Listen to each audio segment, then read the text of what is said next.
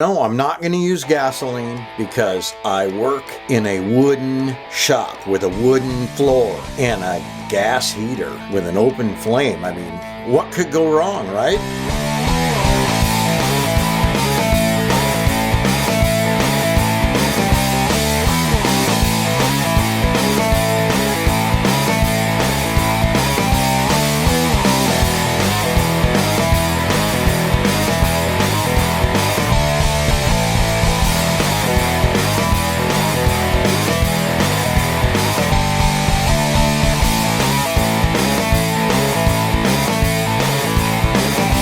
You can tell by the way I'm dressed, man, I tell you what, this is taking some time getting this engine ready for paint. This isn't even the plating process, this is just the painting process. I wanted to clean this engine. I wanted to get some solvent. I want to go down to the store and get like a gallon of solvent and a brush and clean up my engine. You think anybody sells solvent these days?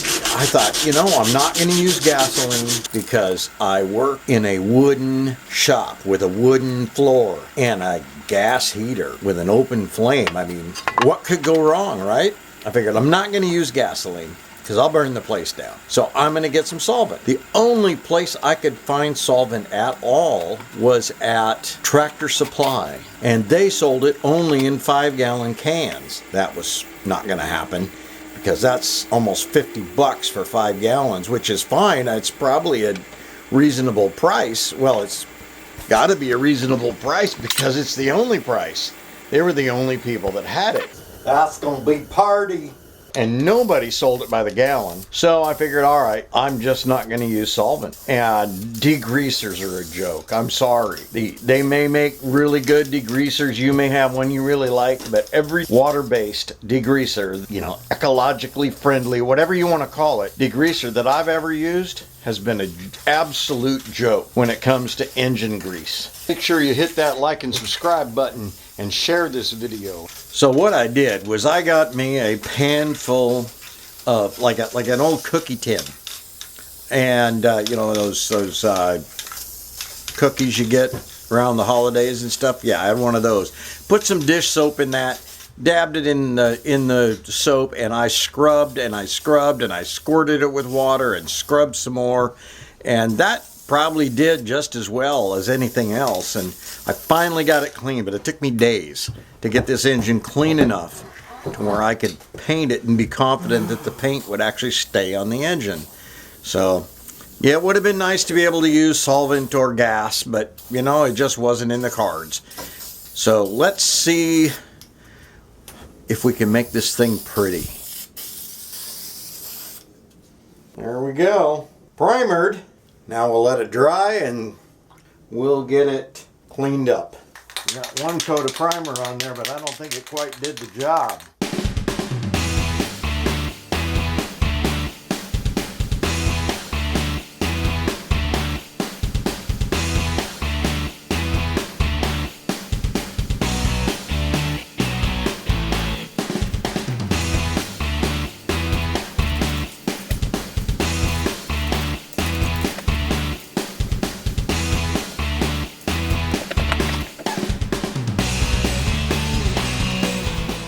Go, primered. Now we'll let it dry and we'll get it cleaned up.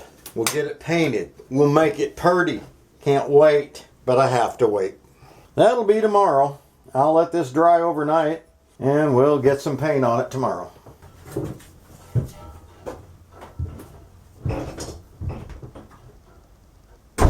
And by the way, remember, do a little bit every day because a lot of littles make a big.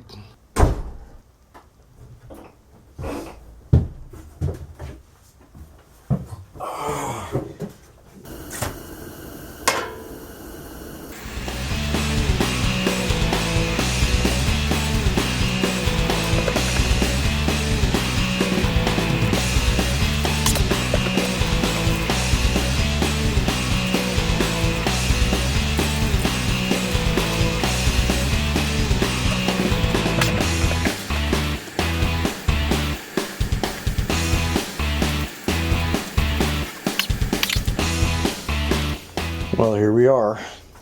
Got the paint work done. Now these covers are gray kind of a silvery hammered gray finish. And yeah, it looks pretty cool. But this is not the final engine cover. You know, it's not the final valve cover, not the final push rod cover. But I do like the teal color. This is cool. This is gonna be good looking. This is gonna be good looking. I am telling you what. This is just a beautiful thing. Yeah, I painted those, but it's the wrong kind of paint if it was, you know, subjected to the engine compartment conditions. That paint would just peel right off. It's just there to keep the dirt out of the engine while I work on the rest of the car. And while I get the permanent covers put together, wait for them to show up, and you know, get them plated and installed. So they'll do for now. Well, my shop is an absolute disaster. I need to clean it up, and you know, there's a good reason why I haven't. I've been working on an engine, which is an inherently kind of messy project anyway, but I have such a small shop that I have to move things out of the shop in order to clean the shop. And when the weather's been inclement all winter, it's been raining like crazy or snowing, one of the two, it's just you don't get the opportunity to clean like you need to. So the weather's starting to get better, so I think it's time to clean up the shop. And once I get the shop cleaned up, then I need to finish grooming the frame. I have to remove a few more pieces, grind some stuff smooth, get it nice and clean, and then from the tail shaft of the transmission to the front of the engine where the radiator is going to go, I'm going to clean and paint the frame. I still have work to do on the front end, which I can't do yet, and I have work to do on the back end, which I can't do yet. So I can only work with the parts that are ready. And so that's where I'm at on that. But I want to be able to put the engine in and leave it in for now and cover it with a blanket or something to keep it from getting messed up. But I'm hoping that soon we're going to have a first start and we'll be able to start this thing up and listen to it run. I'm sure it'll be fun and awesome.